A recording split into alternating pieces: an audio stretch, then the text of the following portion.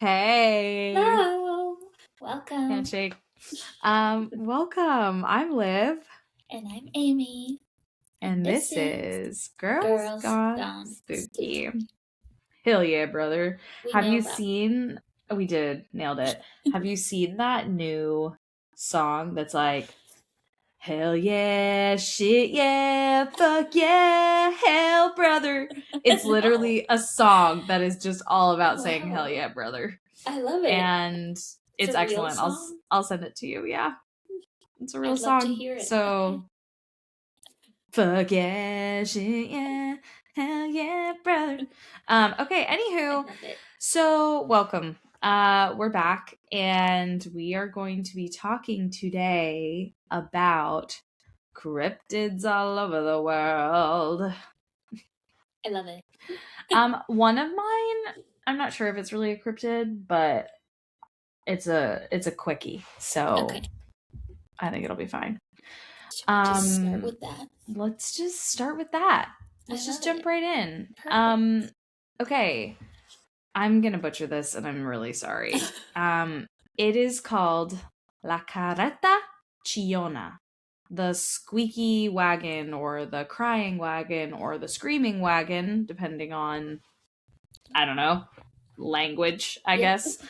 Um, it is originally a Salvadorian legend about a phantom bone filled cart that roams streets at night, at midnight specifically. So, borders on urban legend, but whether it's an urban legend or a real cryptid, it's not like it's not like a humanoid thing. So that's why I'm Yeah. like, is it a cryptid? But I Mhm. feel like it kind of is. It's something Um, weird. it's something weird and unexplained. So definitely could function as sort of a cautionary tale to keep people, particularly children, in their homes late at night, around midnight. Um, it's supposed to be driven by spirits to collect the souls of those who see or hear it. So it's a very bad omen that death is on its way to you if you see or hear La Carata Chiona. Mhm. So, just for a little more detail, it's by viewers often described as a rickety wooden ox cart that makes a really loud screeching or screaming noise as it passes by, sometimes accompanied by the sound of rattling bones or chains. Um, it's often, there are stories of not just from El Salvador, but from other places too, primarily El Salvador and Nicaragua, but there are stories of people all over like Central and South America seeing it, experiencing it, hearing it, all of that fun stuff. Um, and it's connected to, sometimes seen alongside La Ciguanaba, which is a sort of horse looking woman. It's like a woman with like a horse's face, horse head. Um, and yeah, she has, in some depictions, has like just a horse head on a woman's body. In some depictions, it's like it looks like those things that fly the carriage in Harry Potter that no one can see but people who've seen death. Yes, a thestral. It looks kind of like that, like a skeletal horse head. Anyway, very scary. But it is a another pretty like widely known Central American legend about a ghostly, beautiful woman who haunts particularly rivers and roads at night, appearing to unfaithful or wandering men, luring them with her beauty, only to reveal her terrifying horse head slash monstrous form, driving her victims mad and or to their death as a cautionary tale against lust and infidelity. So the origin story involves a peasant girl named Siwewe, I think. Sihuehuet. Yeah. I don't know. So she sinned by having affairs and neglecting her child, leading to her transformation into this figure or cryptid.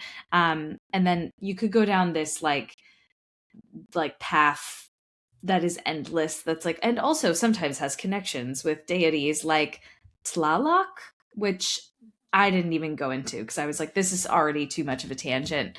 It's Mayan, if I remember. It sounds like it. The spelling looks, like one of those. She often appears nude, brushing her long hair, casting a spell that draws men in, typically by the water. And then once, just imagine,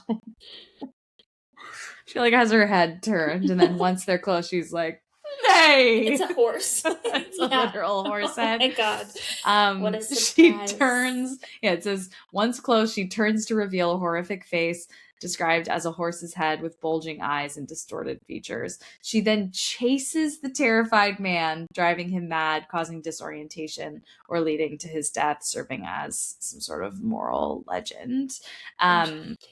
The connection to the deity is Siwewe apparently seduced Tlaloc's son and then neglected the child Sipitio, and then was cursed to become this Siguanaba creature.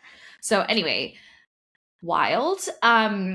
The connection between the two is sort of like unclear. I think it's more that they're just like shared within the same culture. So they come up in conversations about things like this. They're also both serving as sort of like cautionary tales.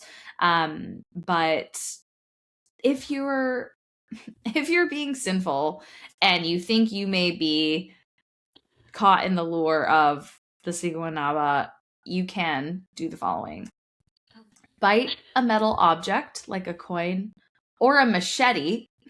Perfect. A machete. Oh, machete. Or yell a specific phrase such as "No te vas a ir, Maria, pata de gallina," which means "You're not leaving, Maria, chicken's foot."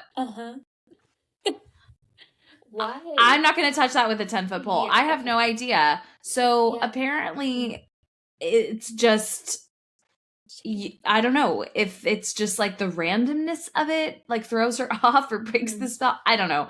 I'm not going to worry about it too much. She looks creepy as shit. I didn't find a ton of like examples of like people having run-ins with either of them. It's more like stories passed down over time. Yeah. So that's my first one, even though it's technically two. I love it. Your turn. Let's see what Naba. Okay, let me see. I'm all over the place. So it's all good, girl. Both of mine, well, mine are kind of related. And I'm back on werewolves. So hell yeah, dude. Where you been, Loca? Yeah, exactly. Where the hell have we been, Loca? Because where the hell have we been, Loca? Our last werewolf episode was like episode 18 or something. Oh, so that's disrespectful of us. Yep. Wow. It really was. We're disrespectful. So, anyway, this one, I guess, is it a werewolf? We'll find out. So okay. Color me intrigued. Yes. This is the Beast of Gévaudan. How would you say this? G-E with an accent. V-A-U-D-A-N. Gévaudan. Okay. Yeah, close. Perfect. So, we'll just call it the Beast. Okay. Yeah, but easier. The Beast. So this happens in a short time frame. It's between 1764 and 1767. This beast was ravaging this rural region of France. It had about 100 victims, not all fatalities, but like people who had encounters with it. Oh my god, that's a lot though. A lot of people. And they were men, women, and children. So it was not just like, it had no profile of what it was going for. So was it a werewolf? We'll see. So, the very first, recorded fatal attack of the beast happened on June 30th, 1764, and the victim was a 14-year-old shepherdess. Her name was Jeanne Boulet. Shepherdess is like chic. Yeah, I know. I love it. I love that for I her. like that a lot. Uh-huh. And Catch me in she the pastures. tending my flock. Stupid. I'm out here tending my flock. Leave me alone. That's funny. And that's exactly what she was doing, though, was tending her flock. So, Love that for her. yeah, she unfortunately Oh, but died. she's They gonna die. found her. Yes. We're like, They, chic. yeah, She's it's like, chic. I died. I died. But, yeah. So rest in peace, Lily. Yikes. Rip. But yeah, so she was the first like recorded fatality, but not the first encounter. So potentially one of the first was another young woman. She was out tending cattle. I don't know if that's Hmm. also a shepherdess. No, because the right? Rancher? A Yeah, I guess ranchess? A rancheress, a rancheress? I don't know. whatever it was. But she was tending cattle. She was attacked by this creature that she described as like a wolf, yet not a wolf. Uh, But really helpful yeah, description. exactly. Really Could helpful. be anything. But she actually escaped the attack because her herd of cattle defended her. So that's kind of cool. Whoa. I don't know how they did that. And I'm sure there were some casualties, but Yeah, yeah. probably. So these attacks like this continued through the whole summer and into the fall. And one of the like main sources for this story is a book called Mysterious Creatures: A Guide to Cryptozoology by Mm. George Eberhardt. And this author kind of puts it in context historically that France is in a bit of a slump at this time. I guess the Mm. 7 Years' War had just ended. I don't even know what that war was about. I thought that was. Hold on. I thought the 7 Years' War happened here. I guess it's possible because they were all up in here at this time in the First Global 1700s. War with significant subsidiary campaigns in North America. That's what I was thinking. Yeah. It was Great Britain and Prussia fighting against France and Austria. Okay. Over what? I'm sure There's a lot of territory. words. Yeah. Oh, Spain tried to invade Portugal. How does Spain get involved? Well, here, Anyway, whatever. let's see. History, am I right? Whatever. This says status quo antebellum in Europe. I assume that means like it stays the same. The Yeah. situation as it existed, but all the changes happened in the US or in North America, I should say. Okay. France ceded Louisiana, Yeah. Spain ceded Florida to Britain. Anyway, so Spain, if you could only see Florida now. Yeah, you wouldn't want it anyway. You take the Gators, it's fine. Yes. So And the Florida man. Yeah. Anyway, he wanted to contextualize it, I guess, because he's arguing that this beast was like something that they could rally around. So whether people were making up stories to be part of something. But that woman died. Yeah, like, and there were a lot of deaths. So, and like kind of gruesome at times. So, yeah.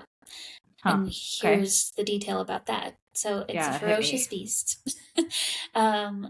Most of the victims that were, this is awful, partially eaten were women and young children. But lone adult men were also targets. So they weren't kind of brutalized, I guess, in the same way, but they were also victims. So this almost sounds like a serial killer, but then a wolf? Like how? I don't because know. people were seeing a creature. So yeah. I don't know.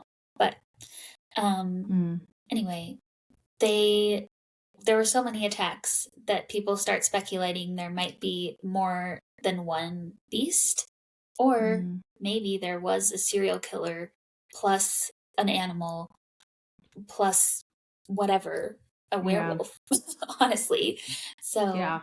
yeah. But anyway, people are not sitting idle because this is really captivating everybody's attention. There's also a bounty being offered, and so hunters are combing the countryside looking for whatever this Mm. creature is. So on October 8th, 1764, there was a mauling. So I don't know if the person died Mm. or they were just mauled, but Just mauled. just mauled. they, some hunters see the beast at Chateau de la Baume, and so they start chasing it. They get it into a meadow, and they shoot at it with muskets. They're certain that one hits the beast, but it gets up and runs away. So Oh, that's a what? It's like mystery. invincible? It seems that way Unless it's with a because silver bullet. that's You true. you loading that musket with a silver bullet, boy? I don't think Yeah, so. probably not. That's what they were missing. So, Yee. yeah, because there were also other stories not quite like that, but um, this one was Marie Vallée. She was 19 or 20. She was attacked on August 11th, 1765, Mm. while she was crossing the river. And she had a bayonet affixed to a pole. And she says that she impaled this creature through the chest with her bayonet, and it walked away.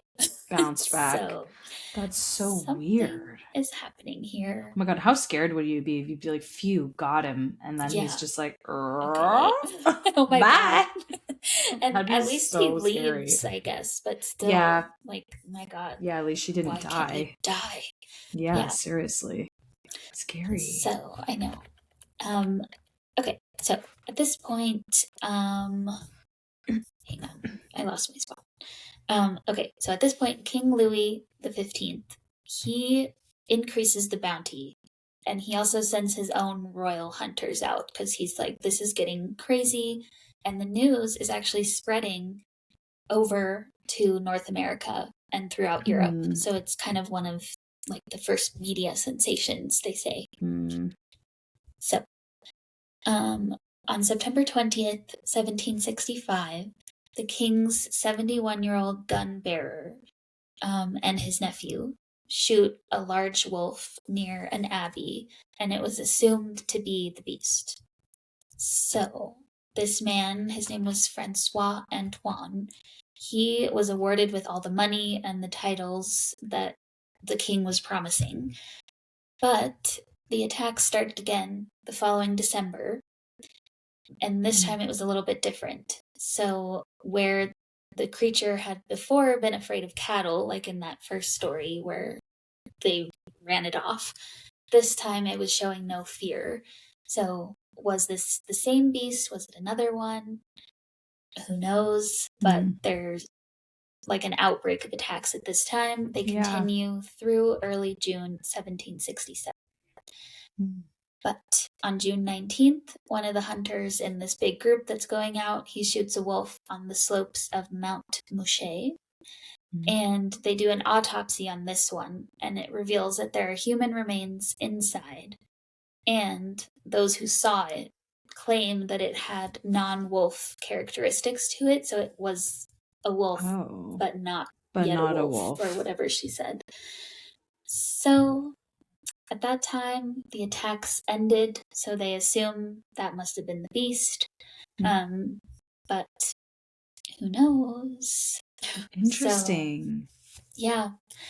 And then just quickly, some description of it, which I should have done at the beginning, because it was wolf, not wolf. They say it was really big. Its coat was reddish gray, and it had a like longer tail than a normal wolf, and it was kind Mm. of panther-like. If you can picture that, like Oh, yeah. swing up. Like this. Yes, like your little panther. Actually, that's perfect. There it was. Um, and the head and legs were short-haired and the color of a deer. It had a black stripe on its back and talons on its feet. And yeah, so What? who What the fuck knows? is this thing? I know. And there are a lot of theories. So, werewolf, one. Some were like, is this something that we thought was extinct? Like a dire Right. wolf or a Mm-hmm. hyenodon, which I had never heard of. Well, But that's what I was wondering, or if it was just some sort of freak thing where like two cross species, like yeah, they mated and then this just happened. yes. Yeah, it could be. And some people were like a hyena. I mean, not back then, but now. And it could have been that somebody had a private, like a pet Yeah. hyena, and it got out. But Um, hyenas aren't but they're that not that big, are big. they? No. And I don't think they attack humans very often. So 2.5 to 3 feet tall at the shoulder. it's not, yeah, not It's not huge. small, but it's not huge. Yeah. And then this one's the most ridiculous one to me. So Mm-hmm. some suggest a human serial killer. I don't think that's ridiculous. But some people were saying, what if it was a serial killer who had like a dog or something trained to Mm-hmm. help kill the victims? I knew that was coming. And that they maybe the dog wore armor. And that explains why it could like shrug off the musket shots and all of that. Armor. So, I I mean, I mean, guess yeah. whatever, people. So, Is it less scary to you if it's just some animal? I feel like it is less scary. yes, yeah, like just a pack of wolves or a single wolf Yeah. or But why is whatever. that? Why is it that it being a werewolf is uniquely so scary? Because isn't, well, Because it's I don't know. paranormal, I It's guess. paranormal. Yeah, it's supernatural. Is that like, then if it's a werewolf, is it a person sometimes? You know, are they Yeah. shifting Yeah. from person to werewolf? Yeah. I don't know. True. But there I were don't know, man. a lot of werewolf stories at this time, and I have a Yeah. couple more. So Oh, hell yeah. you can have your turn, and then I'll Okay. go back. Okay. Okay, my next one is Sackman. And this was inspired by the movie Bagman. But the idea of a Sackman or El Hombre del Saco is very widespread through Iberian, Latin American, other folklore, really all over the world. Um, and it's usually used by parents to scare children into being good. So, naughty children are typically the ones most likely to be visited by a boogeyman like this, because that's what it is. It's the boogeyman. Yeah. So, visually, he's typically a shabby old man who will steal misbehaving kids in a sack, which is rooted in a real set of crimes that occurred in 1910. Yes, we will get back to that. Um, he's inherently evil. He will appear as a beggar oftentimes. He carries a large, dirty burlap sack used to kidnap children who are either out too late or misbehaving, fill in the blank, naughty behavior. Different cultural variations. Like I said, El Hombre del Saco steals children. And this is the one most connected to those 1910 crimes that I'll talk about in a moment. In the Netherlands and Flanders, there's Zwarte Piet, who acts as a helper to Sinterklaas. So it's Krampus Yeah. essentially. It's just the version of that. Bulgaria has Torbalan, which is again same vibe, and then in Alpine regions, Krampus, a fan favorite, Yeah. who uses either a sack or a wash tub to carry away children while whipping them with birch branches and rusted chains. So Perfect. Yeah. yeah. So often used for social control of children, although like I said, some legends are derived from real real things that have happened. Folklore defenses. I like when they have this, like how to protect yourself. Many children believe that they can melt him like a witch so that he can be warded off in some way. So if you encounter Sackman, kids, not that your kids should be listening to this, but if they are not sleeping in the backseat of your car while you're listening to this like you thought, you can melt him. So if he puts you in that wash tub, find a way to get him in there and melt him down. Interesting. Yeah, so there's Sackman. Also, Zwarte Piet is Dutch for Black Pete, which I think people are familiar with as well. So like Switzerland has one. I'm just like going through the rest of the longer list here. Okay. So now we're going to talk about the crime that inspired this. So, in Mexico, El Salvador, Guatemala, Honduras, it's not as common to hear about the Sackman because El Cucuy or El Coco is more commonly told there. But regardless, like the actual crime that inspired it is the crime of Gador. So the story spread initially, it began in Gador, Andalusia, Spain in 1910. And at the time, it was believed that drinking the blood of a child and using their body fat to spread over the body cured tuberculosis. Ew. Yuck. Yeah. No. Yeah. So Francisco Ortega, nicknamed El Moreno, the Moor, had just been diagnosed with tuberculosis and he was desperate to find a cure. He went to see a curandera or a healer named Agustina Rodriguez, and she sent him to Francisco Leona, who was a barber and curandero also. Leona told Ortega she would cure him for 3,000 reales, which at the time was like $13,000 now. Wow. So this was not a small amount of money. Leona then went to Agustina Rodriguez's son, Julio El Tonto Hernandez, or the Fool. Julio then told Leona that they could find a child for the cure. So on June 27th, this is, I'm going to say trigger warning here. This is like pretty bad. So if you are a parent and you think you're going to be triggered by this, like skip. June 27th, 1910, Leona used chloroform to drug Bernardo Gonzalez Parra, a 7-year-old child. After drugging him, Leona placed him in a sack. The brother of Julio went to get Ortega to tell them that they had the child. After that, they took Bernardo out of the sack, and Bernardo, who was still dazed and confused from the chloroform, was then stabbed by Leona. Ortega then proceeded to mix Bernardo's blood with sugar and drink it. Bernardo was still alive during all of this, after which he was taken to a place called Las Poquicas, and here Leona murdered him by crushing his skull with a rock. Yeah. Leona then proceeds to remove the body fat from Bernardo's body to use on Ortega, and then they hid Bernardo's body in a crevice and covered it with herbs and stones. Yeah. So, like, murdered him completely, like, disrespected his body, didn't even give him a proper burial, just, like, disrespect on disrespect, just, like, egregious.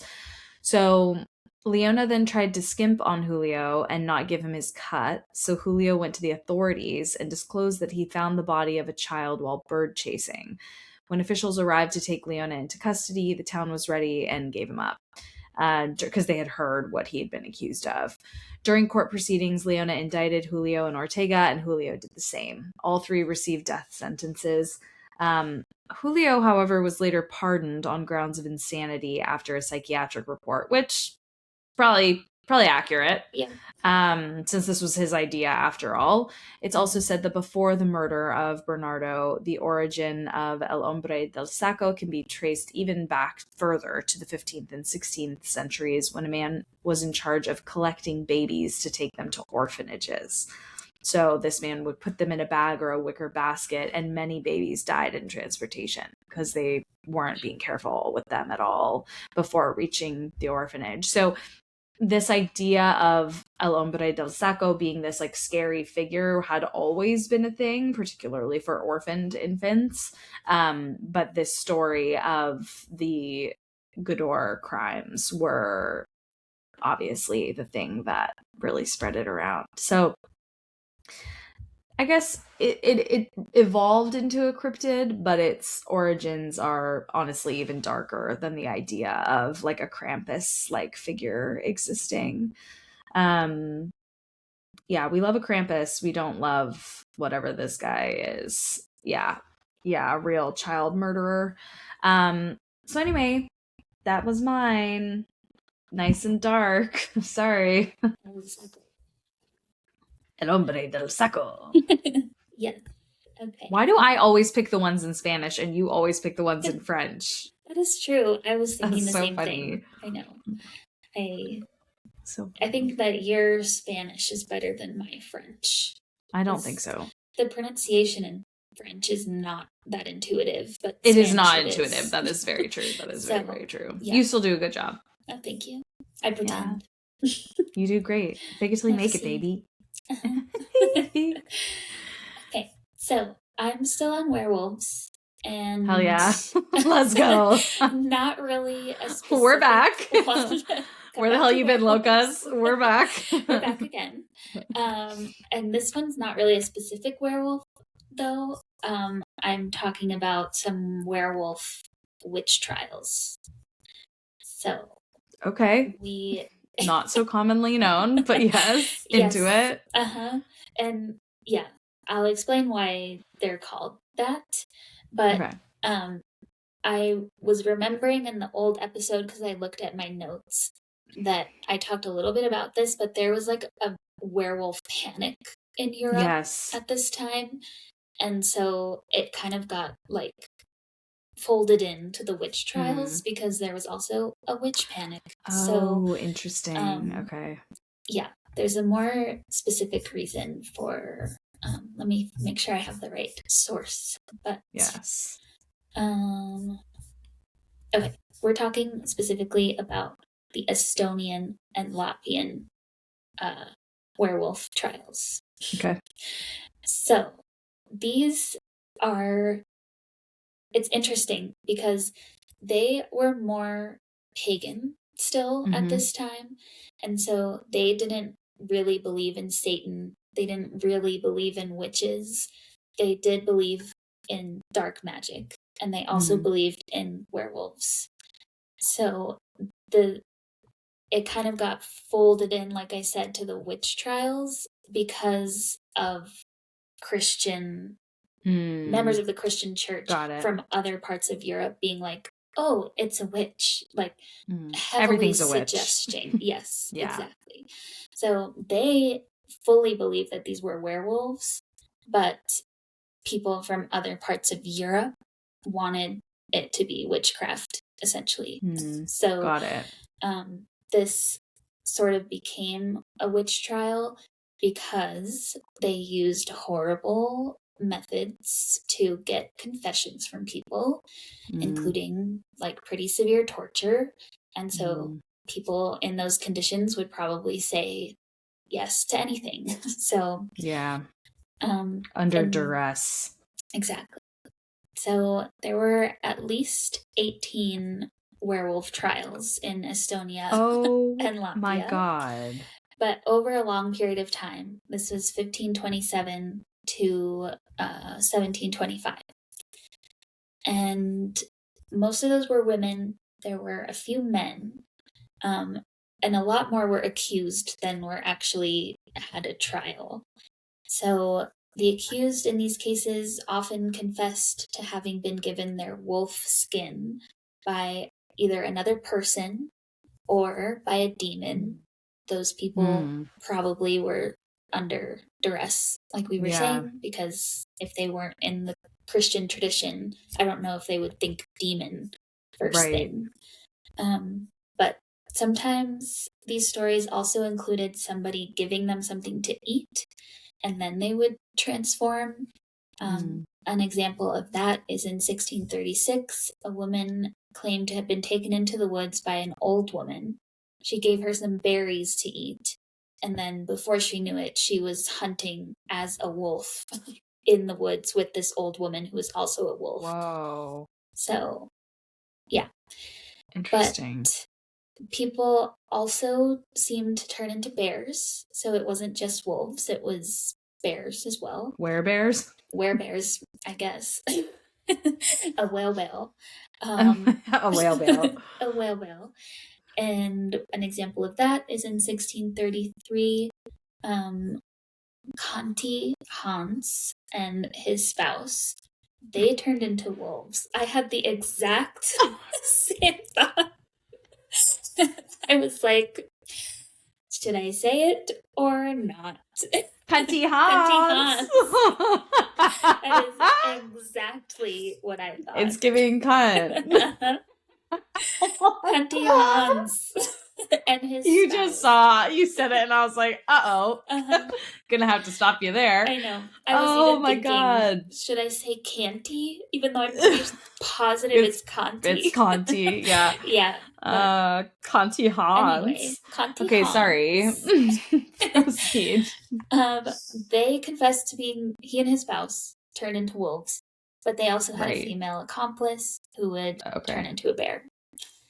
Okay. And these poor people. I know.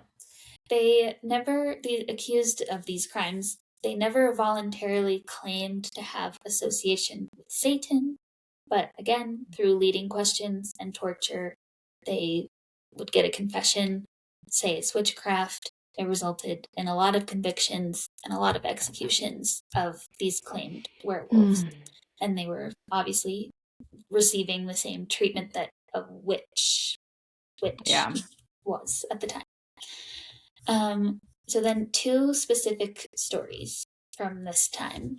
This one is sad. So another Hans. He's not Cunty, he's just regular Hans. Although, I don't know. He might have been. Yeah, he might have been. But this is in 1651. He was brought before the court accused of being a werewolf. He was only 18 years old. And he confessed right away that he had been hunting as a werewolf for 2 years. And he claimed to have gotten the ability to change into a wolf by a random man in black that came up to him and granted him the ability. And so during his trial, when asked by the judges if it was just his soul that transformed into a werewolf or if his whole body changed, he said that he had like some teeth marks from a dog that he fought in his werewolf body, and the scar remained on his human body. So he used that, and the court used that as to conclude that his whole body was transforming into a wolf. Okay, so that guy was just crazy and was probably executed for being crazy. I think at the time, they did not think that was crazy for some reason. Yeah. They thought that meant that man in black must have been Satan, and must have of course, made a pact with him to be able to like change or transform into a wolf. So that was one strike against him.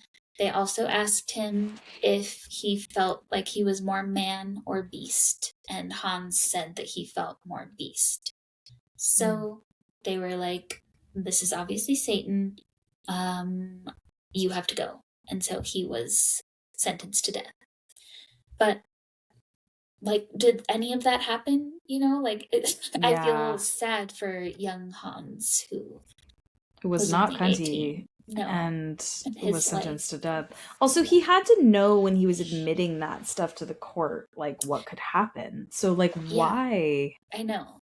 And not under duress. Like, he was just like, I'm more beast, honestly. Like, honestly, yeah. And I've been hunting as a werewolf. I got that dog in me, you know? Exactly. That's probably exactly what he said. Probably. Oh, God. My last comment from these trials is that one person was tried as a werewolf, but they were not sentenced to death. And so this took place in Latvia in 1692. This is an 80-year-old man, and his name is Thies, Thiess. I have no idea how to say that. He confessed to being a werewolf who, with other werewolves who he would not identify, regularly traveled to hell at least 3 times a year, it says, to fight the witches and wizards of Satan to ensure a good harvest. And this was recorded in several places, so it was not just like, I don't know. Just make that up. Yeah. So the court really tried to make him confess that he had made a pact with the devil and that he was actually working in service of Satan when he would go to hell. But he was saying the opposite. He was saying the opposite. He was like, I'm fighting Satan to make sure that we get a good harvest this year. And he never changed his story. And he, like, even with the torture and all the methods they were using, he was like, no, me and my friends are turning into wolves to fight Satan. Me and my were friends. Yeah. And we got that dog in us. Exactly. That's probably what he said. Yeah. Then, the 80-year-old in the 1600s, 100%. And yeah, he was sentenced to a whipping on October 10th. And that was it. They did not sentence him to death like the rest of them. And even though he confessed, he said, I'm a werewolf. But he didn't kill anyone. I don't think so, but I don't know that Hans did either in that story. So, I don't know. But not ideal for any of these guys. No, it's all bizarre. Jesus. But anyway, that's it for me. I just was on the werewolf train. Here we go. We got one more to round us out today, and this is the skunk ape, which I think we maybe covered really briefly, or it sounds kind of familiar, or like we laughed at the name or something. Yeah, I think it like came up, but anyway, it's a skunk ape or a Mayaka ape. It's a bipedal humanoid, possibly a Bigfoot, which is like a category of cryptid. So this is like a real cryptid. Yeah. Reported in typically the southeastern United States, including Texas, Georgia, and Louisiana, but most notably in the Florida Everglades. It has black fur and glowing red eyes, which is unusual for most primates because most primates lack a tapetum lucidum, which is a layer of tissue behind the retina that reflects light, like a cat or a dog when you shine a light in their eyes. Its most obvious character is its terrible odor, hence the name skunk ape. Gross. Yeah. So first ever sightings of the skunk ape were reported through the 1960s and 70s. In the autumn of 1974, many reports were filed in Dade County, Florida. 26 years later, in the autumn of 2000, the police of Sarasota County, Florida, received a letter from an anonymous woman. With the letter were 2 attached photographs of what the woman said was an escaped orangutan who had been stealing apples from her back porch for 3 nights. These photos were later found to be taken near the Mayaka River, hence the Mayaka ape. After the images were released to the public, cryptid enthusiasts dubbed the creature in the photograph the Mayaka skunk ape. Most sightings of the skunk ape, like Bigfoot sightings, have been dismissed as black bear sightings. A black bear can stand upright, making it appear like another animal entirely. Bears are also known, to rummage through garbage bins, which could explain the smell so associated with the skunk ape. The United States National Park Service officially considers the skunk ape to be a hoax. Okay. On October 29th, 2013, a video titled, quote, "I think I saw a skunk ape, please help," end quote, was updated to YouTube. It depicts a large, hairy humanoid creature crouching in the water and pulling bark off a tree with ease. Not much done with that. Not a lot of follow-up there. But it's been in like televised and all of that with different like Monster Quest episodes and things like that. Lots of like, I don't want to say like pop media, but like, or pop culture, but like, ghost hunters kinds of style shows on like the Travel Channel where there are documentaries and blah blah blah. One of the other potential causes for the skunk ape's foul stench is theorized to be caused by methane released by the swamps that it resides in. And its fur would probably absorb the pungent methane and then later release the odor. But basically, looks like a monkey human kind of thing, maybe also sort of like a bear. So that's the skunk ape. Very, very much so dismissed as a hoax.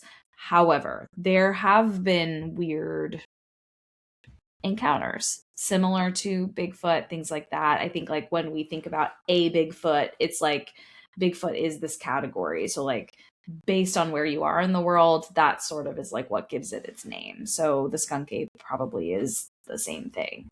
So I found someone post on the Bigfoot subreddit in on Reddit. And this is from Torvosaurus428, and they label it on the fence, which I appreciate. And they call this my possible skunk ape encounter 2018, Ocala, Florida. I'm something of an agnostic on this whole topic, and I'll get into why later. But I do like to think of myself as in a lot of the know, both because I grew up with Bigfoot and cryptozoology as a minor hobby and awareness, and because of my field of work. I'm an anthropologist with specialization in primatology. To clarify for any international readers, in the USA, primatology is often umbrellaed under anthropology as a whole, which makes sense. I was at the time working on thesis topics for my degree, and a subject of intrigue for me was the various non human primates of Florida. Now, before I get anyone excited and disappointed, I am referring to the multiple varieties of monkeys that have been imported to and gone feral in Florida to form sustaining colonies.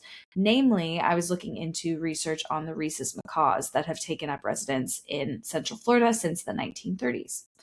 Long story short, in the 1930s, jungle adventure movies were a big draw in film. Think Tarzan, King Kong, etc. So the river cruise captain of the crystal clear Silver Spring decided to spruce up his tour with monkeys on an island in the riverways. He didn't know that rhesus macaws were by far the most adaptable of all monkeys and are very at home in the swamps of South Asia. So the first batch of monkeys promptly swam the 30-foot gap to reach the mainland before he even got the boat revved up. Since then, additional releases and the monkeys adapting to their habitat very well has resulted in their numbers and range growing rapidly. Native predators have adjusted to them, and they are now more or less naturalized. How many macaws are there is hard to tell. A trapper caught multiple hundreds of them over multiple decades and caused, and I quote, no noticeable depression in the population. And given stray monkeys have cropped up hundreds of miles away, couple this with them spreading into the nearby Ocala National Forest, which is over 430,000 acres of ideal habitat, you can get an idea of how pervasive these primates are. Okay, I was out on a survey with my kayak to find the monkey troops to scout the area before I considered major research. I'm mostly wanting to look into dietary habits, impact on native fauna, and sleeping hour times compared to native Asian populations. Good news is, I found the monkeys no problem. Here are a few pictures I got at the Silver Springs area. He's showing monkeys in the forest or in the swamps and trees. Cute little fellows, aren't they? Mind the fangs, though. Big male will have a nasty set. Well, I was relocating to another spot in Ocala to see if I could find any troops of monkeys there. I had loaded up into my truck. Shouldn't they be called like a gaggle or a barrel? Like a troop feels, Yeah, I don't too know. militant. Yeah, they are kind of scary, so I get that. It's true. Okay, I had loaded up into my truck and had the clearance to go into the deeper portions of the National Forest access roads. I was going down a dirt road with a large canopy and timbers on each side. It was lightly raining, but nothing too intense. I had stopped my truck to check the biome maps I'd made to find the most likely locales to find troops, and had turned it off to save gas. I'd been checking things over for a good few minutes and must have been very quiet. That is when I noticed something come out in front of me about 20 yards down the path. Now, animals moving about is not a surprise. I'd already seen a few deer and a large boar just earlier that day on a path just like this, but the size, posture, and color were clear dead ringers. There was zero doubt in my mind when I saw it. It was a Bigfoot, or down here, as they're called, skunk apes, or wood boogers. Oh I my was god. like, that's a new one. Never heard Um, that. but skunk ape or wood booger. I didn't think bear initially just because of the size and posture. I could very clearly see the long legs and swing of the arms. Now, contrary to what others have claimed, bears can indeed walk upright for quite some time, especially if they've injured their front paws or for really any other reason. For me, though, it was the swing of the arms and the lack of snout or ears that was a cue. I've looked at a lot of primates, including a lot of them that can walk upright quite well. Gibbons are fully bipedal, for example, and this was immediately a primate to me. I could see well defined fur, thicker on the limbs and back than the front, with a few bald spots here or there where it seemed the hairs had been rubbed off or fell out. The coloration was mostly a medium brown with a reddish tinge, but with bits of gray and black present. The skin was dark gray where it was visible, but not quite black. I didn't see the face head on, but the look was very ape like in the uncanny sort of way humans and apes both look. It wasn't exactly human, as I've heard a few reports say, but it wasn't a one-to-one with any known ape. Still, it fit that underlying apeness features that you don't see in monkeys. I guess it's just kind of hard to describe. The hairs on the head were longer and kept a length across the back of the neck and shoulders, creating a sort of cape or mane of sorts, though not as extreme as in a male lion. It had bits of pine needles and scrubs stuck in the hairs here and there, I'd say, as I did see irregularities that looked like plant bits here or there. It strode across the road in a few long steps and only paused briefly when a gunshot sounded off, before moving off into the scrubs at a faster pace. I immediately turned the truck on and drove to where it had been. The hard packed dirt didn't preserve any tracks, and when I got to where it had been, I could see the brush moving, and yet the ape was no longer visible. It's amazing just how quickly something gets lost in the shadows and timbers when it's not even a few dozen yards out. No tracks, but I can affirm one thing. The smell was pungent, if faint. Very musky, thick, and like the territory markers some animals use. Not quite rotten, though. Now, the reason I'm an agnostic on this is as a scientist, I do need repeatable evidence. Yes, I did see something very telling, but it was at some distance, only for a few seconds, and I do not have it on video. Additionally, I did not get any physical remains to rest or vindicate. Rain made finding any remnants of tracks impossible to discern, and a check over didn't detect any fur.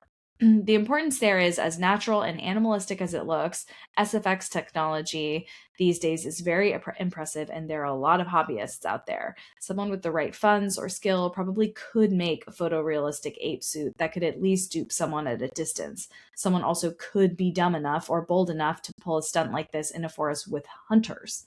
So it is possible I saw someone in such a convincing suit and trying to pull a stunt. Just look at the movie Boggy Creek 2 and the legend continues. Silly flick with a reasonably low budget and yet maintained a pretty solid monster suit that looked good enough to probably dupe someone at a distance. Logically, I'm inclined to think otherwise, and that's for several key reasons. One, it was an extremely hot day, and if they were going to pull a prank, why not wait for a cool one for better comfort and a higher chance people would be out there to actually prank? Two, this was a fairly remote spot in Akala. If they wanted to prank someone for notice and laughs, why pull a fast one on me in the middle of the road and not scare the daylights out of a bunch of campers? Three, this is hunting season, and there were deer hunters all over the place. There was no doubt the source of the rifle shot I heard. If I was going to put on a Bigfoot suit, let alone a very good one, and prank an area, I'd prefer it to be a place I wouldn't be at risk of getting shot while doing it. And four, the brush was very dense and there were a lot of short branches and saw palmetto. Chances would be a suit like that could risk getting ripped to shreds. And on top of that, and that's on top of it raining with water damaging what would likely be faux fur. Is it possible that it's a hoax? Yes. Would it have been extremely difficult and potentially very dangerous? Very, very much yes. I guess the hoax can't be ruled out entirely, though. This is a reason why many are so adamant there needs to be repeatable, testable evidence. That would be physical remains, as not even crisp, clean video could likely do. If I had a skull and declared via a research paper I had described a new species, someone could call foul, just like how some called foul years back when someone faked a body of a Bigfoot from Georgia. But if my evidence held up to scrutiny, the truth is shown and it's vindicated. I was previously open to the idea something was out there, and now I might have actually gotten a clue to it really being so. But I guess the search must continue to see if I really did see something unusual, or if I bumped into that known insane creature known as Florida Man, dressed up in a very convincing suit. I like this one a lot. And, people in the comments are, very much like this would be the perfect place where a creature like this could be sustained without a ton of risk of discovery, because there's natural clean water springs, there's plenty of food, it's remote, rarely touched by people, especially in like the Ocala National Forest. Yeah, and then other people, of course, saying like, I like wish I'd seen something like this, I've like been out there before or whatever. Yeah, and then other people commenting like, this is intriguing about the monkeys, like, because he obviously is a scientist, like he knows what he's talking about, but it's just so funny. So he goes on to say in the comments too that like Bigfoot is one of the few cryptids, at least in his opinion, that seems biologically feasible. But what he says is the tricky part is it's so feasible to make an animal like it. Pinning down the exact details of like the family of where it would have come from is very tricky. So it's like hard to know, you know, is it real? Is it not real? Is it just a hoax? Could this be just some kind of animal that maybe is not as human as we maybe think, maybe isn't quite as like self-aware as we make Bigfoot out to be, but with a really strong sense of self-preservation, I guess, because they managed to evade us. He's out there somewhere. Wow. Yeah, I like that one. I know, me too. A skunk ape. I think so too. So it's interesting. Anywho, well, those are our cryptids from all over the world. Amy and I got that dog in us. We sure do. Love you guys, and we'll see you next week. And until then, stay spooky. Bye. Bye.